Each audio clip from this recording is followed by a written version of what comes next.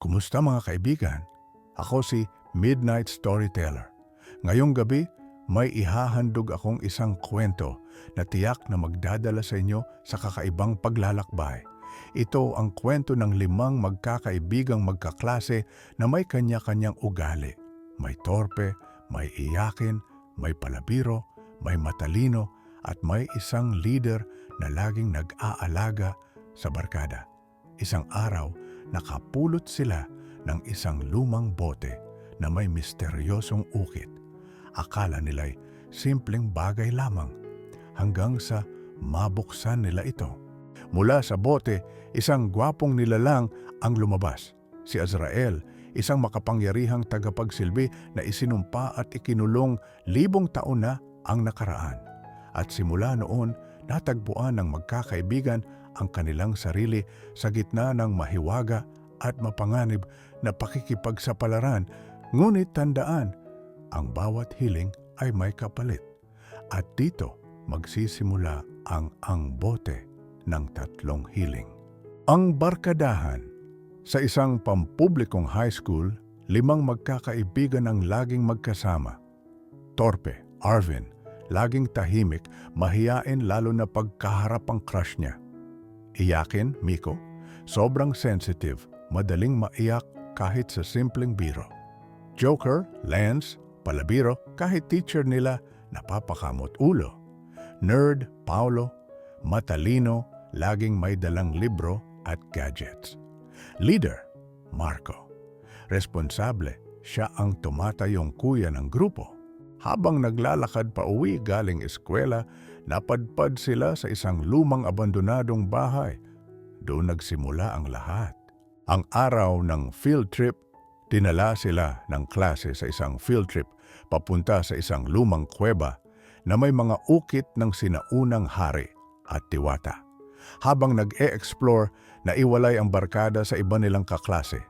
Sa dulo ng kuweba, nakakita sila ng isang lumang bote na kumikislap kahit madilim. Si Joker, dahil sa kakulitan, agad itong pinulot. Ang paghahanap ng lihim na pansin ni Nerd na may kakaibang mga simbolo sa bote, parang sinaunang sulat. Si Iyakin naman, natatakot at halos umiyak, sinasabi na, pakasumpa yun. Ngunit si Joker, sa kakulitan, biniro ang bote at nagsabing, "Hoy bote, baka may genie ka sa loob, lumabas ka nga diyan." Nabigla sila nang biglang may umalog sa loob ng bote. Ang pagbukas, dahil sa kalikutan ni Joker, hindi sinasadyang mabuksan ang takip ng bote. Biglang lumabas ang makapal na usok at unti-unting nagkaroon ng anyo. Isang gwapo, matangkad, at kakaibang nilalang na nakasuot ng sinaunang kasuotan. Nagpakilala siya bilang Azrael, isang nilalang na isinumpa at ikinulong sa bote 1,000 taon na ang nakalipas. Ang paglabas ni Azrael, nagulat ang barkada, akala nila genie lang sa cartoons. Pero totoo pala, ipinaliwanag ni Azrael na siya ay parurusahan ng mga sinaunang hari dahil sa paggamit ng kanyang kapangyarihan. Ngunit ayon sa batas ng sumpa, bawat makakahanap ng bote ay bibigyan ng tig-3 hiling. Napatulala ang barkada. Si Joker agad ang unang nagsabi, "3 hiling bawat isa? Ayos to, jackpot tayo dito mga beshi." Ngunit nagbitiw ng babala si Azrael. Ang bawat hiling ay may kapalit.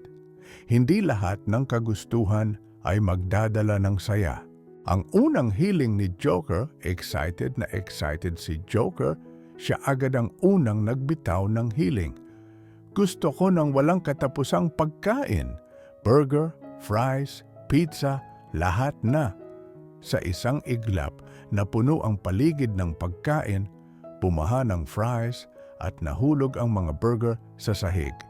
Nagtawanan ang barkada, pero napansin ni leader na sobra-sobra ang pagkain hanggang pati prinsipal at mga guro ay nagulat dahil pati sa classroom nila may bumagsak na pagkain. Si Azrael ay seryosong tumingin. Bawat hiling, kahit mukhang masaya, may kaakibat na gulo. Si Miko, Iyakin, naman ang sumunod. Nahihiya siya, pero nagwika. Gusto ko ng isang stuffed toy na buhay, yung laging kasama ko. Biglang lumitaw ang isang malaking teddy bear na may buhay, tumatakbo at yumayakap kay Miko. Noong una, sobrang saya niya.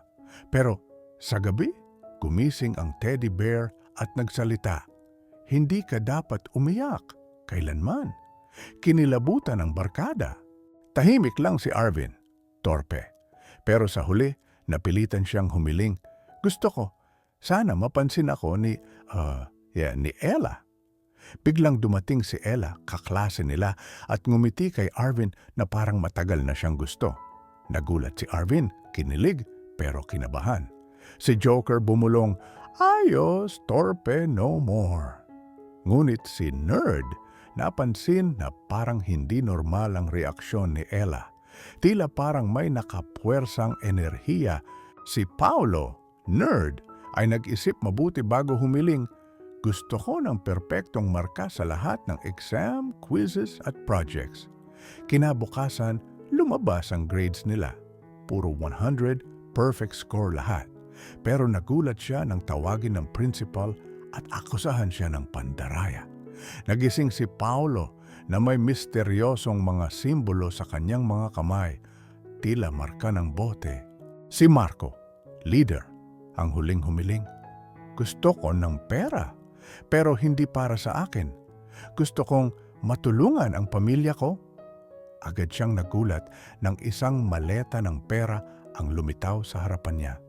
Natuwa ang pamilya niya, ngunit kinabukasan, biglang dumating ang mga pulis. Hinahanap ang perang ninakaw sa bangko.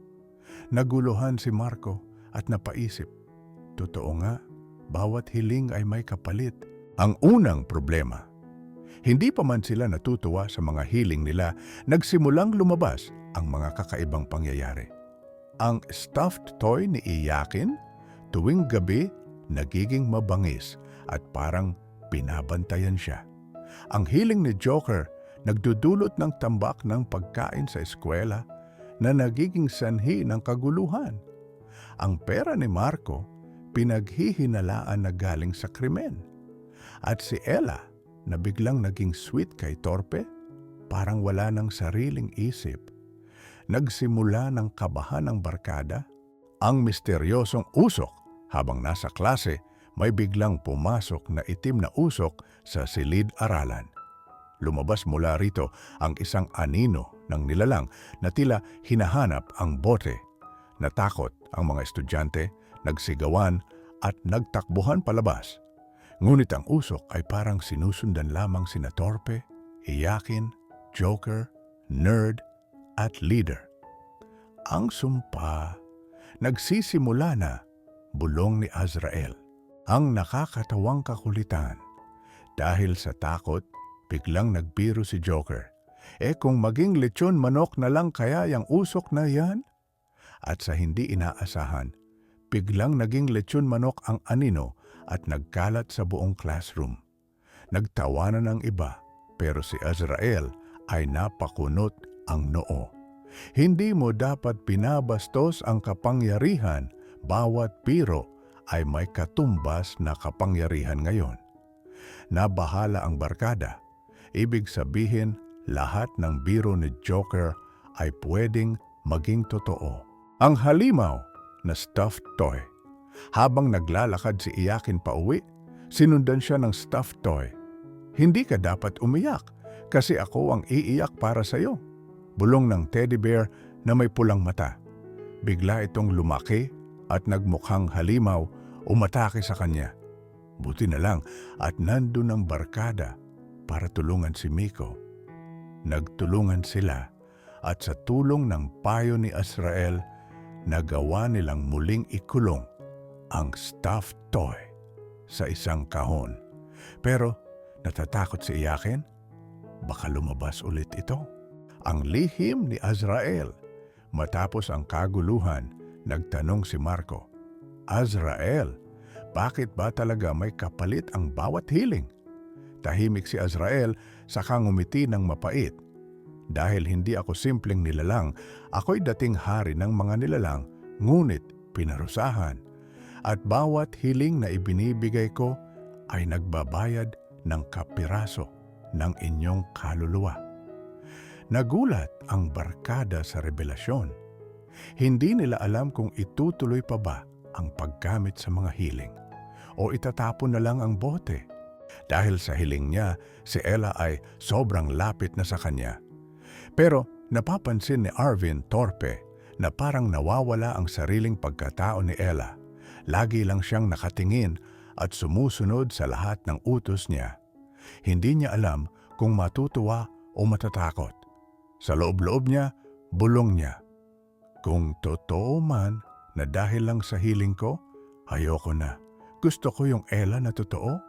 Ang hinala ni Nerd si Paulo, Nerd, ay palihim na nag-aaral ng mga simbolo sa bote. Natuklasan niya na ang mga simbolo ay nagsisilbing orasyon at bawat hiling ay nagbubukas ng pinto sa mundo ng dilim. Ibig sabihin, bawat paggamit nila ng kapangyarihan ay nagpapalakas sa mga nilalang na nakakulong doon. Ibinahagi niya ito sa grupo. Kung hindi tayo titigil, baka tayo mismo ang magpapalaya sa mga halimaw na iyon. Ang pag-atake ng usok. Habang nasa library ang grupo, biglang sumulpot muli ang itim na usok.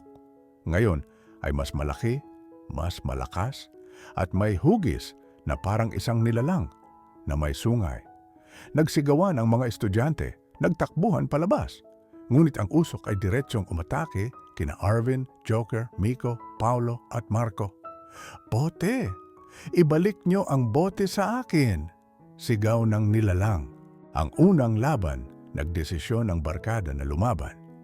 Si Joker, nagbiro, sana maging palaka ka, at sandaling naging palaka ang halimaw bago bumalik sa dati. Si Miko, iyakin, kahit takot, hiniling na lumakas siya at biglang nagkaroon ng tapang para sumugod. Si Arvin, torpe, itinulak si Ella para mailigtas siya. Si Paulo, nerd, ginamit ang kaalaman sa mga simbolo para pansamantalang harangan ang usok. Si Marco, leader, pinagsama-sama ang barkada at nag-utos. "Hindi tayo pwedeng maghiwa-hiwalay, sama-sama tayong lalaban." Ang unang tagumpay sa pagtutulungan nila, nagawa nilang mapahina ang nilalang mula sa usok. Ginamit ni Paulo ang kanyang natutunang orasyon at sa tulong ni Azrael, muling naiselyo ang usok sa isang lumang libro.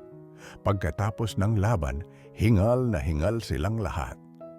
Ngunit, seryosong sinabi ni Azrael, "Ito pa lang ang simula. Habang patuloy kayong humihiling, mas malalakas ang mga darating na nilalang at mas malaki ang kapalit na babayaran ninyo." Nagtitigan ang barkada. Alam nilang hindi na ito biro. Nagsisimula na ang totoong laban. Ang revelasyon ni Azrael, matapos nilang maitali muli ang usok sa libro, nagtanong ang barkada, "Azrael, sino ba talaga ang naglagay sa iyo sa bote?" Tanong ni Marco. Tahimik muna siya saka nagsalita, "Ako'y dating prinsipe ng mga nilalang. Ngunit dahil sa sobrang paggamit ko ng kapangyarihan, isinumpa ako. Ang bawat hiling ay hindi libre. May kapalit na kaluluwa o kapalaran." Nanginig si Iyakin habang si Nerd ay nag-isip, kung ganon, baka tayo ang susunod na mabiktima ng sumpa. Ang sumpa ng 3 hiling binasa ni Paulo, ang libro kung saan nila isinelyo ang usok. Doon nila natuklasan ang tinatawag na sumpa ng 3 hiling. Lahat ng makakahanap ng bote ay magkakaroon ng tig-3 kahilingan. Ngunit bawat hiling ay unti-unting nagbubukas ng pinto sa mundo ng dilim. Kapag naubos na ang lahat ng hiling, sisimulan ng sumpa ang pagbawi ng kanilang buhay. Natigilan ng barkada. Ibig sabihin, kung gagamitin nila lahat ng hiling, tiyak na may masamang mangyayari. Torpe at ang katotohanan si Arvin. Torpe, ay napansin na lalo pang nagiging kakaiba si Ella. Lagi siyang nakatitig kay Arvin, parang walang sariling isip at sumusunod sa lahat ng utos niya. Sinubukan niyang iwasan si Ella, pero sumunod pa rin ito kahit saan. Naluha si Arvin. Hindi ko ito gusto. Hindi ko gusto ang pekeng pagmamahal. Sana maibalik si Ella sa dati.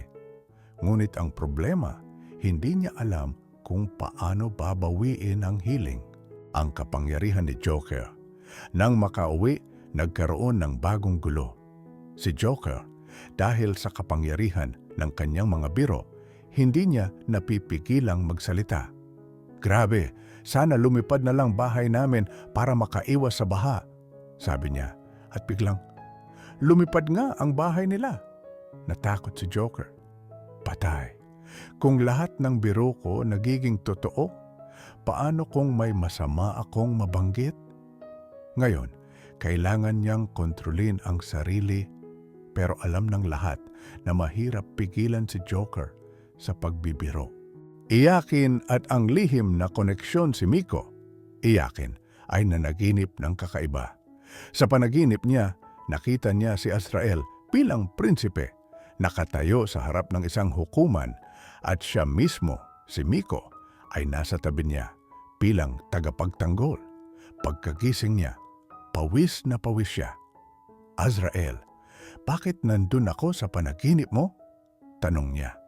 Napatingin si Azrael at ngumiti ng malungkot. Dahil matagal na tayong magkaugnay, Miko. Hindi mo lang alam, pero isa ka sa dahilan kung bakit ako isinumpa. Nerd at ang aklat ng bote si Paulo, Nerd, ay mas lalong nalulong sa pagbasa ng mga lumang kasulatan. Natuklasan niya ang tinatawag na aklat ng mga sumpa, kung saan nakasulat ang kasaysayan ng bote. Ayon dito, ang bote ay gawa mula sa luha ng isang diwata at dugo ng isang hari ng dilim. Napagtanto niya, hindi lang si Azrael ang nilalang na nakakulong dito. Marami pa. Ngunit ang mas kinatakutan niya ay ang huling linya ng aklat. Kapag nagamit na ang lahat ng healing, muling magigising ang hari ng dilim. Leader na nalilito si Marco, leader, ay nahirapang magdesisyon. Dahil sa maling pagdating ng pera sa kanyang pamilya, lagi na silang pinaghihinalaan. Napansin niya rin na unti-unting nag-aaway ang barkada dahil sa mga personal nilang healing. Sa sarili niya, nag-isip siya, kung wala ang bote, hindi sana ganito. Ngunit, paano nila itatapon ang bote kung si Azrael mismo ang nakatali dito? Pag-atake ng multo, sa isang gabi ng group study, may biglang lumitaw na mga multo sa paligid ng paaralan. Mga dating kaluluwa raw na biktima ng bote. Isa-isa nilang tinawag ang pangalan ng barkada, parang gustong agawin ang kanilang katawan. Si Joker, dahil sa nerbiyos, nakapagsabi ng biro, sana maging clown na lang sila para di nakakatakot. At biglang ang naging clown ang mga multo. Pero mas nakakatakot dahil nakangisi at may hawak na kutsilyo. Iyakin na natutong lumaban dahil sa takot, muntik nang umiyak si Miko. Pero bigla niyang naalala ang panaginip niya kay Azrael. Pinilit niyang maging matapang at sumigaw. Hindi ako natatakot. Hindi niyo makukuha ang kaluluwa ko. At sa gulat ng lahat, biglang lumiwanag ang katawan ni Miko at nagsimulang umurong ang mga clown na multo. Napatingin si Azrael at nagbulong, tama nga, may bahagi ng kapangyarihan ko na nasa kanya. Torpe na nagiging bayani habang nagkakagulo, biglang inatake ng isa sa mga clown si Ella. Hindi nagdalawang isip si Arvin, torpe, at hinarangan ang atake gamit ang sarili niyang katawan. Sugatan siya, pero napigilan ang halimaw. Naluha si Ella at biglang natauhan. Unti-unting bumalik ang dating sarili niya. Arvin, salamat! Sa unang pagkakataon ang torpe ng klase ay naging bayani. Azrael at ang sugat sa isa sa kanilang laban, tinamaan si Azrael ng isang itim na kidlat mula sa nilalang ng dilim. Nagulat ang barkada. Akala nila walang makakapanakit kay Azrael. Ngunit ngayon, sugatan siya at unti-unting nanghihina. Sinabi niya, ang kapangyarihan ng dilim ay gising na. Hindi na ako sapat para protektahan kayo. Ang propesiya ng 3 hiling nalaman ni Nerd mula sa aklat ang buong propesiya. 5 magkaibigan ang makakahanap ng bote. Bawat isa ay magkakaroon ng 3 hiling. Ngunit ang huling kahilingan lamang ang magtatakda kung mananatiling buhay o tuluyang mawawala ang kaluluwa nila. Lahat sila'y napatitig sa isa't isa, ibig sabihin, hindi sila ligtas sa ending ng sumpa. Nerd at ang puzzle ng orasyon, si Paulo, Nerd, ay nakatuklas ng kakaibang simbolo na maaaring magpahinto sa sumpa. Ngunit kailangan nilang mag-alay ng isang bagay na pinakamahalaga sa kanila. Hindi niya masabi kung ano ang ibig sabihin noon. Baka kaligtasan, baka buhay. Leader na nagpupursige si Marco ay pilit na binubuo ang barkada. Ngunit ramdam niya na unti-unting nawawala ang tiwala ng bawat isa dahil sa mga hiling na nagdudulot ng problema. Sabi niya, kung hindi tayo magtitiwala sa isa't isa, siguradong matatalo tayo sa sumpa. Ang pagdating ng mas malakas na kaaway, lumabas ang isang nilalang mula sa dilim, isang nilalang na tinatawag na tagapagsundo, ang nagbabantay sa mga kaluluwang may utang sa bote. Sinabi nito, malapit nang singilin ang bawat isa sa inyo. Labanan sa eskwela, sa gitna ng klase, umatake ang tagapagsundo. Nagulat ang lahat ng estudyante, nagtakbuhan. Pero ang barkada, hindi umatras. Pinagsama nila ang natitirang kapangyarihan mula sa kanilang mga hiling upang lumaban. Ang pagkawala ng bote, sa gitna ng laban, biglang nawala ang bote. Nalaman nilang ninakaw ito ng isang kaklase nila na lihim na naiinggit, si Ramon, na matagal nang naiwan at hindi napapansin. Gusto niyang gamitin ang bote para sa sarili. Ang paghanap kay Ramon, sinundan nila si Ramon hanggang sa isang lumang bodega. Ngunit huli nagamit na niya ang isang hiling at nagkaroon siya ng kapangyarihan ng halimaw, ang bagong kakampi. Sa gitna ng laban kay Ramon, isang misteryosong babae ang lumitaw. Nagpakilala siya bilang Selene, bantay ng mga nakaraang tagapagdala ng bote. Tutulungan daw niya sila. Pero may kondisyon, isa sa kanila ang kailangang magsakripisyo. Pagbabalik ng bote sa tulong ni Selene, natalo nila si Ramon at naibalik ang bote. Ngunit dahil ginamit na ito ni Ramon, mas mabilis nang nagigising ang mga nilalang ng dilim. Torpe at ang pag-amin si Arvin, torpe, ay nagdesisyon na kausapin si Ella. Inamin niya ang totoo, na ang pagiging malapit nila ay galing sa isang hiling. Ngunit nagulat siya nang sabihin ni Ella, kahit hindi mo ako hiniling, matagal na kitang gusto. Joker at ang huling biro. Hindi na makontrol ni Joker ang kapangyarihan ng kanyang mga biro. Lahat ng masabi niya nagiging totoo. Sa huli, nagbiro siya. Sana mawala na ang kakayahan kong magpatawa. At biglang nawala nga ang kapangyarihan niya. Pero kasabay nito, nawala rin ang kanyang sigla. Iyakin na matapang si Miko, iyakin ay unti-unti nang nagiging matatag. Hindi na siya natatakot at sa bawat laban ay siya ang unang sumusugod. Si Azrael ay napangiti. Ang kahinaan mo noon, iyon pala ang magiging tunay mong lakas. Nerd at ang pag-unawa sa propesiya na decode ni Paulo, ang huling bahagi ng aklat, isinulat doon upang masira ang sumpa Ang huling hiling ay kailangang gamitin hindi para sa sarili, kundi para sa lahat. Leader at ang malaking desisyon na laman ni Marco na sila mismo ang kailangan pumili kung sino ang gagamit ng huling hiling. At ang gagamit nito ay mawawala kasama ng bote. Ang banta ng Hari ng Dilim nagising ang pinakamalakas na nilalang. Hari ng Dilim, ang tunay na pinagmula ng sumpa. Lumitaw siya sa harap ng lahat at sinabing, "Handa na akong kunin ang kaluluwa ninyong lahat." Ang huling laban, bahagi honor.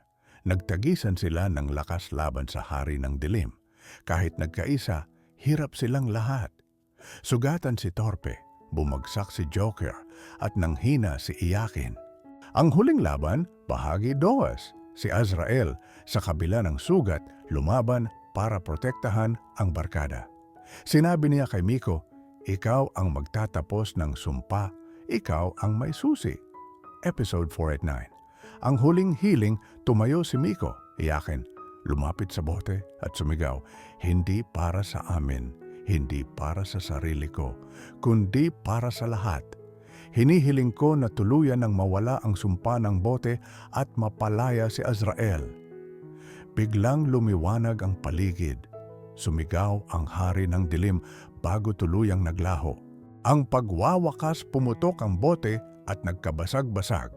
Si Azrael nakatayo, nakangiti at malaya na. Lumapit siya sa barkada. "Salamat sa sakripisyo ninyo, lalo na sa iyo, Miko, hindi na ako alipin ng sumpa."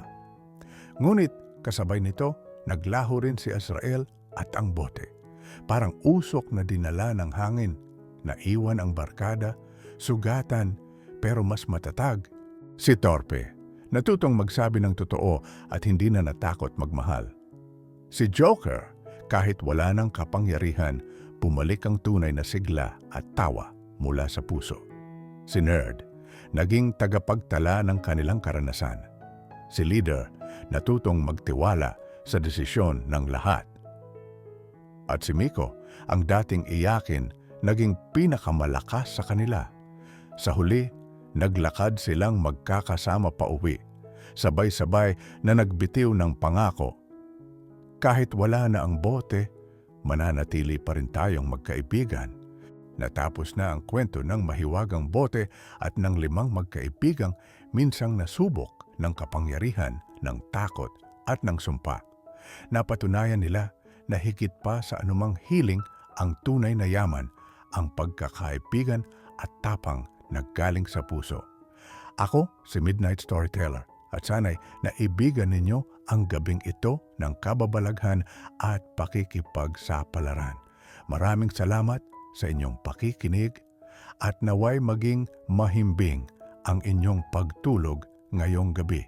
Hanggang sa susunod na kwento, magandang gabi.